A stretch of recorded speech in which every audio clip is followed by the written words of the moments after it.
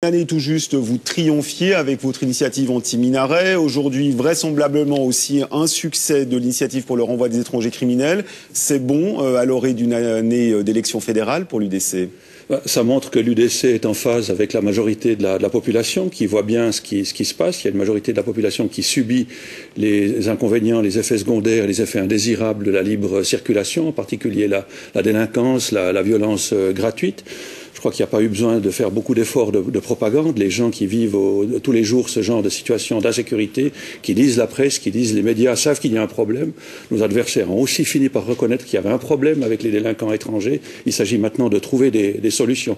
Rien n'est gagné aujourd'hui. Maintenant, il faut franchir l'étape suivante, qui est la mise en application de ce qui a été voté aujourd'hui. Justement, le Parlement va devoir se mettre au travail. 5 ans pour énoncer cette fameuse loi d'application. Certains disent que l'initiative n'est pas traductible en termes de loi et que la loi va finir par ressembler à un contre-projet bis. Vous allez être très attentif au Parlement? Alors bien sûr, la bataille va être totale et notre engagement total.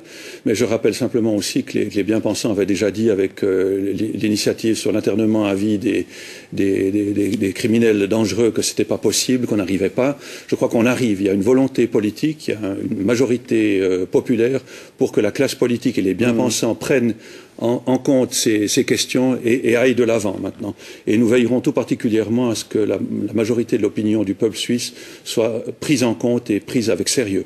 Il y a cette fameuse liste des crimes qui mériteraient expulsion, qu'il va falloir compléter. Quelques exemples concrets à rajouter dans cette liste? Je pense qu'il y a aussi les chauffards qui tuent des usagers de la route en particulier. Il y en a certainement d'autres encore. Le plus important, c'était que les crimes qui sont considérés comme étant les plus graves, le viol, l'homicide en tout cas, soient passibles d'un renvoi automatique. C'était important que ce soit en tout cas déjà enregistré.